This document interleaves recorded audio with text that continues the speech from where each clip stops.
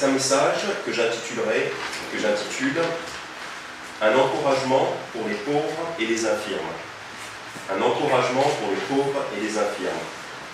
Alors, tout d'abord, on va voir que pauvreté et infirmité, peut-être qu'aujourd'hui, ça va, c'est plus trop synonyme, mais dans toutes les époques de l'histoire humaine, infirmité et pauvreté allaient ensemble. Et les gens qui étaient valides n'étaient pas trop pauvres. Enfin, il y avait des pauvres qui étaient valides, mais en tout cas, infirmité et pauvreté allaient ensemble, ça va encore ensemble. C'est pour ça que le message s'intitule Un encouragement, une consolation pour les pauvres et les infirmes. Alors, le message, donc, il est basé sur le passage dans Acte 3. Donc, si vous voulez bien tourner dans Acte, chapitre 3. Et on va étudier les versets 1 à 8. Au départ, je voulais étudier les versets 1 à 16, mais en fait, il y a tellement à dire que on va se cantonner au verset 1 à 8. Donc, je vais lire. C'est l'Osterwald de 1996. Acte 3, versets 1 à 8. Pierre et Jean montaient ensemble au temple à l'heure de la prière, qui était la 9e. Et il y avait un homme impotent dès sa naissance, qu'on portait et qu'on mettait tous les jours à la porte du temple, appelée la Belle, pour demander l'aumône à ceux qui entraient dans le temple. Cet homme, voyant Pierre et Jean qui allaient entrer dans le temple, leur demanda l'aumône. Mais Pierre, ayant les yeux arrêtés sur lui avec Jean, lui dit « Regarde-nous ». Et il les regardait attentivement, s'attendant à recevoir quelque chose d'eux. Alors Pierre lui dit « Je n'ai ni argent ni or, mais ce que j'ai, je te le donne. Au nom de Jésus de Nazareth, lève-toi et marche. » Et l'ayant pris par la main droite, il le leva, et à l'instant, la plante de ses pieds et ses chevilles devinrent fermes. Et sautant, il se tint debout et marcha, et il entra avec eux dans le temple, marchant, sautant et louant Dieu. Merci Seigneur pour ce passage d'actes, et Seigneur, je t'en prie, aide-moi à tirer les enseignements adéquats de ce passage. Amen. Alors, tout d'abord, donc on va voir principalement 3 éléments. Tout d'abord, on a, au verset 2 et 3, on a connaissance d'un homme qui est donc impotent dès sa naissance, verset 2, et il y avait un homme impotent dès sa naissance, qu'on portait et qu'on mettait tous les jours à la porte du temple, appelée la Belle, pour demander l'aumône à ceux qui entraient dans le temple. Donc en fait là, j'aime bien, quand je lis ce verset, je trouve qu'on a un aperçu en fait du système de sécurité sociale de Dieu. Parce que là, on a tous les éléments, on a un homme impotent, donc impotent ça veut dire qu'il ne peut pas marcher, donc il est infirme, dès sa naissance, on appelle ça un handicapé. Alors, il ne peut pas travailler, il ne peut vraiment pas travailler, parce qu'on le porte, il est dit qu'on portait, donc on est même obligé de porter cet homme pour l'amener à l'endroit où il va mendier. Et donc, c'est pour qu'il puisse demander l'aumône à ceux qui entraient dans le temple. Donc là, on a un magnifique exemple. Enfin, c'est un peu triste, bon, c'est un infirme, mais on a un bon exemple du système de sécurité sociale qui est prévu par Dieu, c'est-à-dire les gens qui ne peuvent pas travailler peuvent recevoir l'aumône. Et là, cet homme ne peut pas travailler parce que on est même obligé de le porter pour l'emmener à cet endroit où il demande l'aumône. Verset 3, cet homme voyant Pierre et Jean qui allaient entrer dans le temple, leur demanda l'aumône. C'est ça qu'il fait. Quand il voit quelqu'un qui va entrer dans le temple, il leur demande l'aumône. La Bible, alors Dieu, dans sa sagesse, ne prévoit pas que quelqu'un reste à la maison et reçoive l'argent à ne rien faire. Voilà. La Bible ne parle pas d'un système de sécurité sociale où les gens restent, profitent du RSA par exemple, typiquement c'est ça, ne font rien et profitent du RSA. C'est quelque chose que je ne pensais pas que c'était possible, parce qu'en fait je pensais que pour toucher le RSA, il fallait chercher activement du travail auprès de Pôle emploi. Et alors, on est supposé chercher du travail quand on est au RSA, mais quelqu'un m'a dit, apparemment, on n'est même pas obligé, alors, arrêtez-moi si je me trompe, mais apparemment, pour être au RSA, on n'est même pas obligé de chercher du travail. C'est-à-dire qu'on peut rester là tranquille, parce que le RSA c'est la CAF, on peut rester là chez soi, toucher le RSA et ne rien faire. Et on appelle ça la sécurité sociale. Dieu n'est pas du tout pour ça.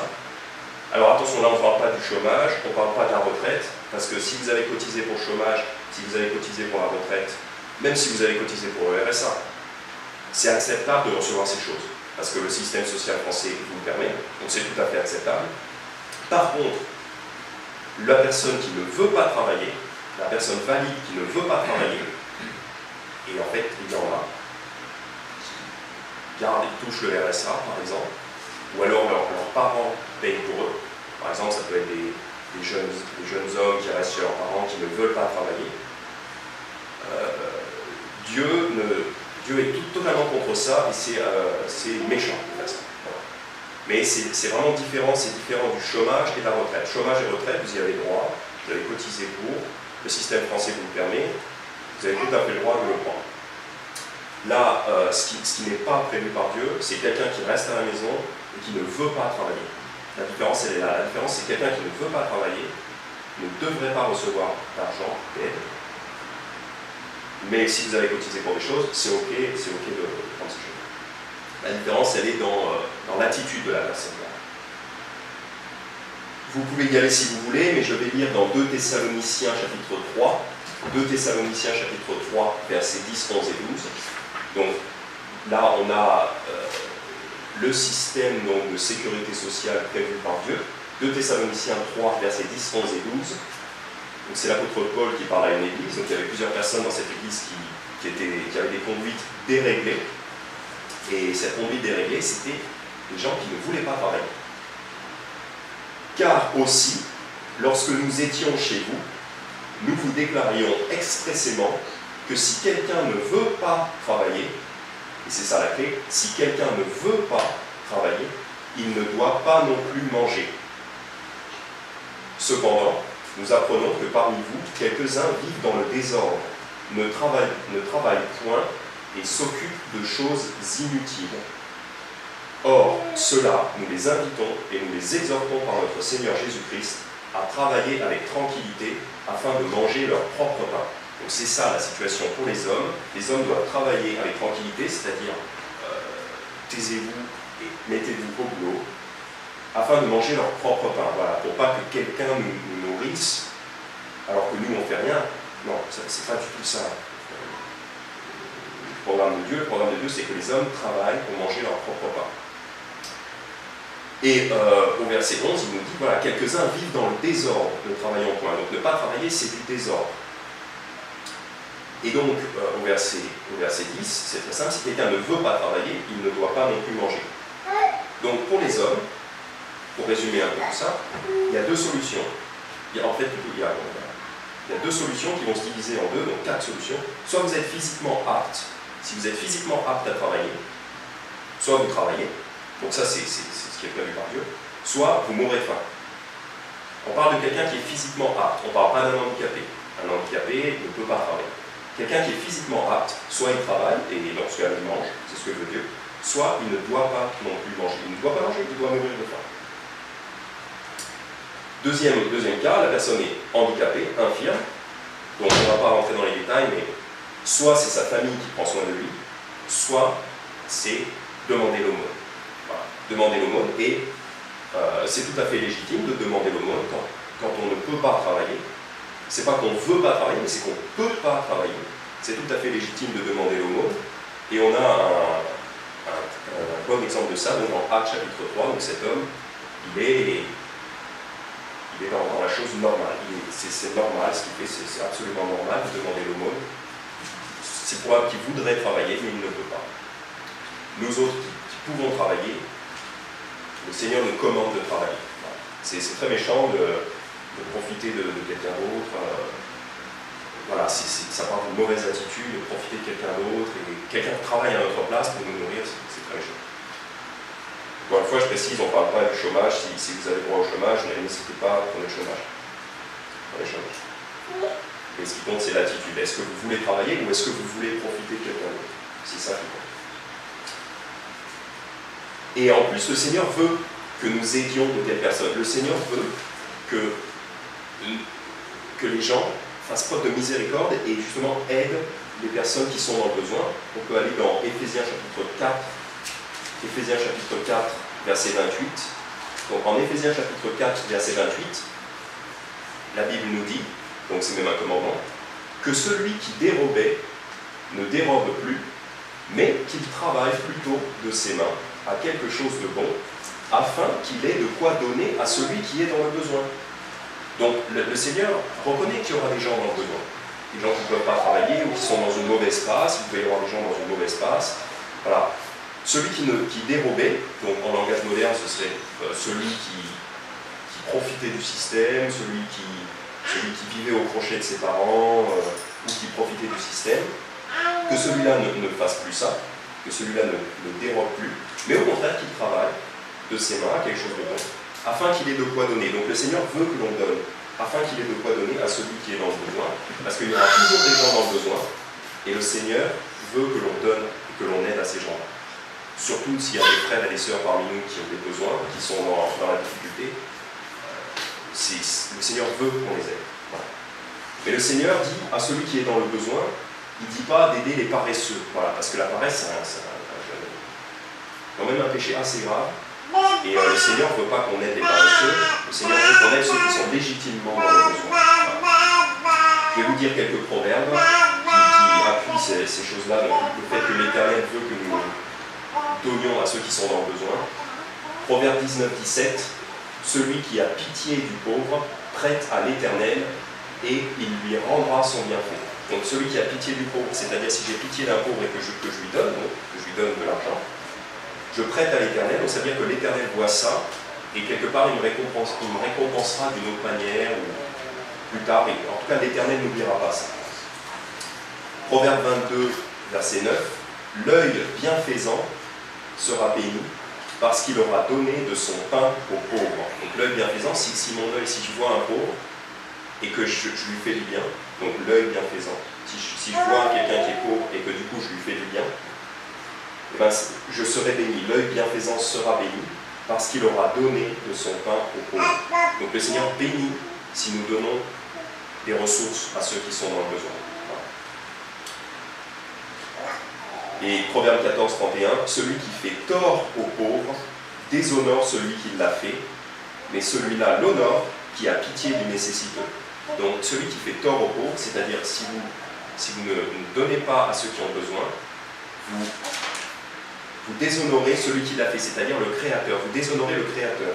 Parce que même les pauvres sont aussi faits à l'image de Dieu, autant que vous, autant qu'un riche, un pauvre, sont tous les deux faits à l'image de Dieu. Donc si vous n'aidez pas le pauvre, vous déshonorez le Créateur. Mais celui-là l'honore, donc vous honorez votre Créateur, vous honorez Dieu, quand vous avez pitié du nécessiteux. Celui-là l'honore qui a pitié du nécessiteux. Donc c'est un honneur qu'on fait à Dieu, c'est une louange qu'on fait à Dieu, c'est une bonne action envers Dieu que d'aider les pauvres. Donc Dieu veut qu'on fasse cela. On a un bel exemple de ça en Actes chapitre 3. Deuxième élément que j'aimerais voir avec vous, c'est, donc là on entre, il y a un infirme qui est pauvre, ok. Maintenant on va voir un petit peu la consolation de cet état d'infirmité. Donc l'homme, en Actes chapitre 3 au verset 3, cet homme, voyant Pierre et Jean qui allaient entrer dans le temple, leur demanda l'aumône. Donc il leur demande l'aumône, c'est normal, c'est ce qu'il fait d'habitude. Verset 4, mais Pierre, ayant les yeux arrêtés sur lui, avec Jean, lui dit, regarde-nous. Et il les regardait attentivement, s'attendant à recevoir quelque chose d'eux. Donc comme d'habitude, il s'attend à recevoir de l'argent, c'est normal. Verset 6, alors Pierre lui dit, je n'ai ni argent, ni or, mais ce que j'ai, je te le donne. Au nom de Jésus de Nazareth, lève-toi et marche. Donc là, on voit que les apôtres, ils n'ont pas de monnaie à lui donner. Ils ne lui donnent pas vraiment ce qu'ils s'attendaient, mais en fait, ils ont quelque chose d'infiniment meilleur à lui donner, qui est la guérison au nom de Jésus-Christ. Et donc, une guérison physique ici, donc évidemment, c'est d'une bien plus grande valeur que... Bon, si je donne 10 € à un handicapé, ça va l'aider pour une journée peut-être, mais s'il est soigné, bah, ça l'aide pour toute sa vie. Et là, on a une guérison physique, mais ça peut aussi ça peut aussi être une image de la guérison spirituelle, donc du salut. Ce que les apôtres ont, c'est une valeur infiniment supérieure à simplement aider un pauvre en lui donnant de l'argent, ce qui est bien. Mais le fait d'apporter Jésus-Christ, le fait d'apporter le salut et la guérison en Jésus-Christ, c'est d'une valeur infiniment supérieure à ce que tout l'argent du monde pourrait offrir. Pour voir ça, on peut aller dans 1 Pierre, chapitre 1, pour voir la valeur immensément supérieure de ce que les apôtres peuvent offrir, et donc par extension ce que nous pouvons apporter aux gens.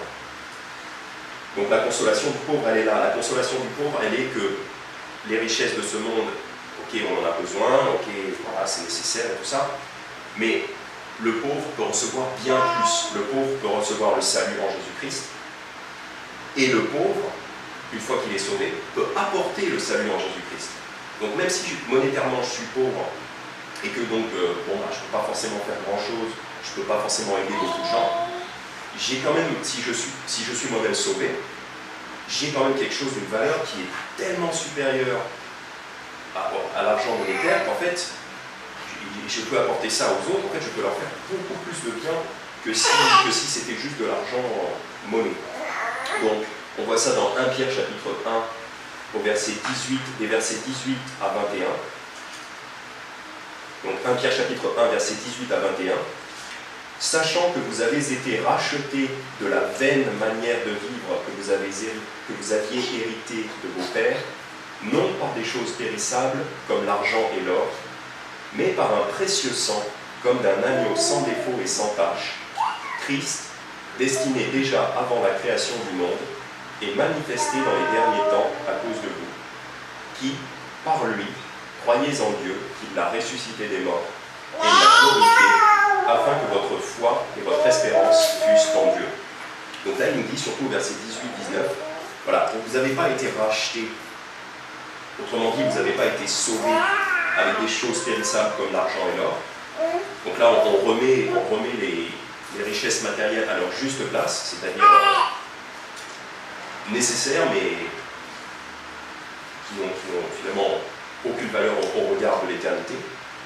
Donc on n'est pas racheté par ça, mais par un précieux sang, comme d'un agneau sans défaut et sans tache, Christ. Donc le sang de Jésus-Christ a une valeur immense, et bien supérieure à toutes les richesses matérielles que vous pourriez acquérir et que vous pourriez donner. Donc, converti, vous avez la capacité, même si vous n'êtes pas riche, si vous êtes riche, tant mieux, que Dieu soit heureux, mais même si vous n'êtes pas riche, vous avez la capacité d'apporter quelque chose, d'apporter un don d'une valeur infiniment supérieure qui ne peut pas s'acheter avec l'argent et l'or. Donc le riche, il est là, dans le monde, il est puissant, il a un problème, il paye. Il veut quelque chose, il paye. Il veut faire du bien à quelqu'un, il peut payer, voilà, il peut faire du bien à quelqu'un. Le pauvre, il ne peut pas trop faire ça, il n'a pas beaucoup de pouvoir d'achat. Mais le pauvre, donc ça c'est la consolation du pauvre et de l'infirme, puisque ces deux choses-là vont ensemble. La consolation du pauvre, c'est que je peux apporter un cadeau d'une valeur inestimable à quelqu'un et il n'a pas besoin d'argent. Prier à Dieu, ça ne coûte rien. Chanter les louanges de Dieu, ça ne coûte rien. Évangéliser, ça ne coûte rien. Vous prenez la Bible, vous parlez à des gens, vous leur montrez, vous leur expliquez, ça coûte absolument rien. Ça coûte juste du temps. Mais le riche et le pauvre, ils ont du temps, pareil. Donc, voilà la consolation du pauvre. Donc, première consolation du pauvre, c'est que vous pouvez, même si vous n'avez aucune ressource financière, vous pouvez apporter aux gens une valeur qui est inestimable. Donc, pensez-y. Si vous vous dites « Ah, je suis pauvre, je ne peux rien faire », ou même si vous êtes riche, tant mieux, mais pensez-y, en fait, vos richesses ne vous permettent pas de faire plus pour Dieu, en fait. Enfin, ce qui compte, c'est le spirituel. Voilà, ça nous encourage à ne pas focaliser notre esprit sur le fait d'acquérir des richesses et tout ça, mais au contraire de se focaliser sur faire le travail de Dieu qui en fait ne coûte rien. Enfin, ça ne coûte rien. Si, il y a un loyer à payer, il faut acheter la nourriture, il y a des cantiques à acheter, voilà, ça coûte quand même de l'argent. Mais le pauvre, il peut quand même prendre sa Bible et apporter le salut, l'inestimable salut en Jésus-Christ à quelqu'un. Voilà. Ce qui est bien plus valable. Et c'est un petit peu ce qu'on voit ici, ce qu'on voit dans Actes chapitre 3. On voit un petit peu ça parce que Pierre il dit « Je n'ai ni argent ni or, mais ce que j'ai, je te le donne au nom de Jésus de Nazareth, lève-toi et marche. » Quand je lis ça, j'ai toujours l'impression qu'il lui dit j'ai pas d'argent, mais j'ai quelque chose de bien supérieur. J'ai quelque chose de bien supérieur. Je le lis un peu entre les lignes. C'est le cas. Donc posons-nous la question, est-ce qu'on veut acquérir de l'argent pour aider les autres? Est-ce que c'est vraiment aussi bien que ça de vouloir acquérir de l'argent pour aider les autres? Est-ce qu'il ne vaudrait pas mieux être plus spirituel afin d'aider les autres sur le plan spirituel? La réponse, pour moi, elle est évidente. Il vaut beaucoup mieux être plus spirituel soi-même pour pouvoir aider les autres sur le plan spirituel, plutôt que d'être plus riche pour pouvoir aider les autres sur le plan matériel. Il vaut beaucoup mieux être riche, selon Dieu, pour pouvoir aider les autres spirituellement. Donc la consolation du pauvre, c'est que en fait, le pauvre qui est converti, il a quelque chose de bien plus valable que toutes les richesses du monde entier. Proverbe 28,6 dit « Le pauvre qui marche dans son intégrité vaut mieux que celui dont les voies sont détournées et qui est riche. » Voilà, donc il vaut mieux être pauvre et suivre Dieu et être intègre plutôt que d'être riche mais d'être pas intègre. Voilà, c'est une évidence dans les proverbes. Alors maintenant, pour un petit peu plus consoler les infirmes et les pauvres, on va voir la raison de cette infirmité. Parce que là, en Actes chapitre 3, il y a un homme qui est infirme, il ne peut pas travailler, voilà, c'est triste pour lui. On va voir deux raisons possibles pour l'infirmité de cet homme et donc de n'importe qui. Peut-être qu'il y a des gens qui se disent pourquoi est-ce que j'ai telle ou telle infirmité, pourquoi depuis ma naissance je suis malade, je suis blessé, voilà, je suis infirme, pourquoi ça m'arrive à moi, pourquoi Dieu permet-il que je souffre, pourquoi Dieu permet-il la souffrance dans le monde? C'est des questions que souvent les gens se posent. Et donc on va donner deux explications. Ce n'est pas les seules explications, mais c'est des explications. Première explication, donc pourquoi Dieu permet que les gens soient infirmes? Eh bien, première explication, il fallait qu'il y ait des miracles pour approuver les apôtres. En fait, pour prouver qu'ils viennent bien de Dieu. En 2 Corinthiens chapitre 12, verset 12, l'apôtre Paul, dans son ministère, plusieurs fois, il y a des gens qui doutent. Est-ce que Paul est vraiment un apôtre? Est-ce que Paul est vraiment légitime? Il dispute Paul. Et donc Paul est souvent obligé de se défendre. Et ça pourrait être pareil dans les églises aujourd'hui. Il pourrait y avoir quelqu'un qui conteste l'autorité du pasteur, qui conteste l'autorité d'un évangéliste. Voilà. Et Paul était confronté à ça. Donc plusieurs fois, Paul est obligé de se défendre. Donc en 2 Corinthiens chapitre 12 au verset 12, Paul donc, écrit aux Corinthiens, 2 Corinthiens chapitre 12 verset 12, « Les preuves de mon apostolat ont éclaté parmi vous par une patience entière, par des prodiges, des merveilles et des miracles. » Donc là il nous dit « Les preuves de mon apostolat ». Donc les preuves que je suis apôtre, pour bien approuver que je suis légitime dans mon rôle d'apôtre, donc que j'ai l'autorité pour vous enseigner ces choses-là. Paul, c'est ça qu'il dit. Pourquoi on devrait écouter Paul? Pourquoi on devrait considérer que Paul est un apôtre? Il y a des preuves. Les preuves de mon apostolat ont éclaté parmi vous par une patience entière. Donc ont éclaté parmi vous, c'est-à-dire ça a été visible. Tout le monde a pu voir les preuves que Paul était un apôtre. Et quelles sont ces preuves? Des prodiges, des merveilles et des miracles. Voilà, des prodiges. Donc on a d'autres exemples où Paul soigne. On a un exemple où Paul soigne un homme en acte 14. Miraculeusement, il y a d'autres exemples. Il y a même notamment un jeune homme qui tombe d'une fenêtre et Paul le relève. Alors, c'est pas dit directement que Paul a fait un miracle, mais on devine que Paul a fait un miracle. Paul a fait beaucoup de miracles aussi, donc ces miracles servent à prouver la légitimité des apôtres. Allons ensemble, si vous voulez bien, dans Marc chapitre 16. Marc chapitre 16. Et on va lire les versets 15 à 20. Donc le premier point, c'est il fallait qu'il y ait des infirmes pour que des miracles soient faits sur les infirmes pour légitimer les apôtres. Voilà. Deuxième raison pour laquelle...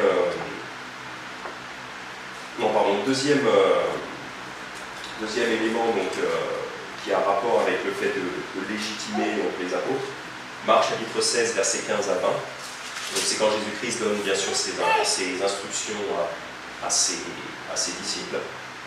Donc il leur dit, verset 15, « Allez par tout le monde et prêchez l'évangile à toute créature ». Donc ça c'est vraiment notre programme de base, quoi. C'est la base de notre rôle d'église. « Celui qui croira et sera baptisé sera sauvé, mais celui qui ne croira point sera condamné. Et voici les miracles qui accompagneront ceux qui auront cru. Ils chasseront les démons en mon nom, ils parleront de nouvelles langues, ils saisiront les serpents.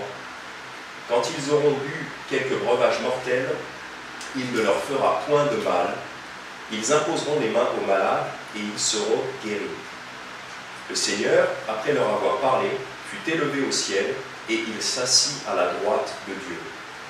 Et eux, étant partis, prêchèrent partout, le Seigneur opérant avec eux et confirmant la parole par les miracles qui l'accompagnaient.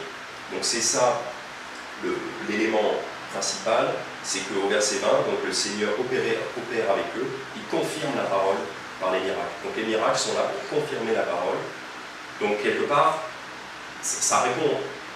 Donc c'est une réponse à la question pourquoi il y a des infirmes. Donc, c'est pour que le Seigneur puisse confirmer la parole par des miracles. Il faut que le Seigneur montre. D'abord, quand Jésus était là, il faisait des miracles pour montrer vraiment que lui, il soigne. Et ensuite, les apôtres pouvaient faire des miracles similaires pour montrer qu'eux aussi, ils venaient de Dieu, qu'eux aussi, ils étaient légitimes pour justement enseigner toutes ces choses-là. Et on va voir ça, et on va finir là-dessus. En fait, en acte 3, le monsieur, il est impotent, et en fait, il ne peut pas marcher. Parce que Jésus va soigner des aveugles, Jésus va soigner des sourds, des muets. Jésus va soigner des gens, une dame qui saigne, enfin voilà. Là, le monsieur, il est boiteux. Et au verset 7, donc acte 3, verset 7, et l'ayant pris par la main droite, il le leva, et à l'instant, la plante de ses pieds et ses chevilles devinrent fermes, et sautant, il se tint debout et marcha, et il entra avec eux dans le temple, marchant, sautant et louant Dieu. Donc là, on a quelqu'un qui passe du fait d'être allongé, enfin, en tout cas, il est par terre, il ne peut pas marcher, à quelqu'un qui est debout, qui marche et qui saute. Et on va voir ça, en fait, c'était prévu, ça a été prévu dans l'Ancien Testament. Et ce passage d'acte 3, en fait, il est l'accomplissement. Alors, il y a sûrement eu d'autres occasions, mais ce passage d'acte 3, il est l'accomplissement, en fait, d'une prophétie qu'on voit dans l'Ancien Testament, en Ésaïe 35. Donc, je vous invite à aller dans Ésaïe 35. Ésaïe 35 nous fait une prophétie qui en fait est accomplie dans Acte 3. Et c'est ça qui est intéressant, on lit Acte 3, on se dit, ah oui, c'est l'accomplissement d'Ésaïe. Et c'est ça en fait que la Bible dit, quand la Bible dit que le Seigneur opérait avec eux, confirmant la parole par des miracles. Parce qu'en fait, la parole de Dieu dans l'Ancien Testament prévoyait des miracles, prévoyait des guérisons. C'est ce qu'on va voir. Et quand ça se passe à l'époque, les gens, ils se souviennent que c'était écrit dans l'Ancien Testament, et comme ils voient ça sous leurs yeux, ils se disent, ah oui, c'est l'accomplissement. C'est l'accomplissement de... On va voir ça dans Ésaïe 35. Donc, Ésaïe 35, je commence au verset 1. Le désert et le pays aride se réjouiront. La solitude sera dans l'allégresse et fleurira comme le lys. Elle fleurira et elle sera dans l'allégresse. Elle poussera des cris de joie et des chants de triomphe. La gloire du Liban, la magnificence de Carmel ou de Saron lui est donnée. Ils verront la gloire de l'Éternel, la magnificence de notre Dieu. Fortifiez les mains languissantes et affermissez les genoux tremblants. Dites à ceux qui ont le cœur troublé, prenez courage et ne craignez plus. Voici votre Dieu. La vengeance viendra, la rétribution de Dieu. Il viendra lui-même et vous délivrera. Donc là, voilà, prenez courage, Dieu va venir. Voilà, on annonce l'arrivée de Dieu. Verset 5. Alors les yeux des aveugles seront ouverts, des choses que Jésus a fait. et les oreilles des sourds seront débouchées, des choses que Jésus a fait, littéralement, physiquement. 6. Alors le boiteux sautera comme un cerf. Et voilà notre monsieur d'acte 3. Alors le boiteux sautera comme un cerf, prévu par Ésaïe, accompli par les miracles des apôtres, en acte 3. Et la langue du muet chantera de joie, car des eaux jailliront au désert et des torrents dans la solitude. Donc en fait, les gens qui connaissent leur Ancien Testament, à l'époque, donc en Judée, à Jérusalem, les gens qui connaissent leur Ancien Testament, ils voient ça. Ils voient un boiteux se relever. S'ils connaissent un minimum leur Ancien Testament, ils se souviennent, mais l'Ancien Ésaïe, on parlait, c'est nous déjà, et tout, et on regarde. Ah ouais, Ésaïe chapitre 35, bon à l'époque, il ne pas le chapitre. Ils voient ça dans Ésaïe, alors le boiteux sautera comme un cerf, ils voient ça se produire dans la réalité, dans le monde. C'est donc légitime. Les apôtres accomplissent les prophéties de l'Ancien Testament. C'est de là qu'elle vient leur légitimité. Parce qu'ils font comme ce que disaient les Écritures. Donc, puisque les apôtres accomplissent Ésaïe 35, verset 6, en l'occurrence, pour notre exemple, il est logique, il est normal, il est absolument normal de comprendre, de croire, de comprendre que les apôtres sont aussi porteurs du message qui vient après. Donc on continue à lire Ésaïe 35, verset 7. Le lieu aride se changera en étang, et la terre altérée en source d'eau. Le lieu où les chacals avaient leur gîte sera un parc de roseaux et de joncs. Et il y aura là une route et un chemin. On se souvient que Jésus dit « Je suis le chemin, la vérité et la vie. Personne ne vient au Père que par moi. » Donc Jésus est le chemin. Et il y aura là une route et un chemin qui s'appellera le chemin de la sainteté. Celui qui est souillé n'y passera point. Parce que celui qui est souillé n'y passera point, parce que quand on est en Jésus-Christ, Jésus efface toutes nos souillures. Bon. Et ceux dont les péchés n'ont pas été effacés, ceux qui n'ont pas cru en Jésus-Christ, n'entreront pas au paradis. Voilà. Ne prennent pas ce chemin-là, ils n'entreront pas au paradis. Celui qui est souillé n'y passera point, mais il sera pour eux seuls. Donc c'est seul le peuple de Dieu, seuls ceux qui auront été sauvés. Mais il sera pour eux seuls, deux points, ceux qui marcheront dans ce chemin, même les insensés ne s'égareront point. Ça veut dire que si vous êtes sauvés, même si plus tard dans votre vie, vous faites des trucs un peu fous, insensés, vous continuez dans le péché. Si vous êtes insensé, par exemple, il se peut que quelqu'un commette la fornication après avoir été sauvé, c'est possible, ou d'autres péchés graves, des choses complètement insensées. Ceux qui marcheront dans ce chemin, même les insensés, ne s'égareront pas. Donc, même si vous êtes insensé, vous n'avez pas de sagesse, si vous êtes sauvé, vous ne vous égarerez point. Ça, c'est l'assurance du salut. On trouve l'assurance du salut ici. Quand on est sauvé, on ne peut plus s'égarer. On est trouvé, on n'est pas perdu, on n'est plus perdu, on ne peut plus s'égarer. Verset 9, il n'y aura point là de lion, les bêtes farouches n'y monteront pas, donc plus de violence, voilà, et ne s'y trouveront point, mais les rachetés y marcheront, donc les rachetés, ceux dont l'Éternel aura payé la rançon, voilà. Car il y a un seul Dieu et un seul médiateur entre Dieu et les hommes, l'homme Christ Jésus, qui s'est donné lui-même en rançon pour tous. 1 Timothée chapitre 2, il y a un seul médiateur entre Dieu et les hommes, l'homme Christ Jésus, qui s'est donné lui-même en rançon pour tous. Donc, ceux dont l'Éternel aura payé la rançon, c'est, bien entendu, ceux qui ont cru en Jésus-Christ. Et ceux dont l'Éternel aura payé la rançon retourneront et viendront en Sion avec un chant de triomphe. Une allégresse éternelle sera sur leur tête.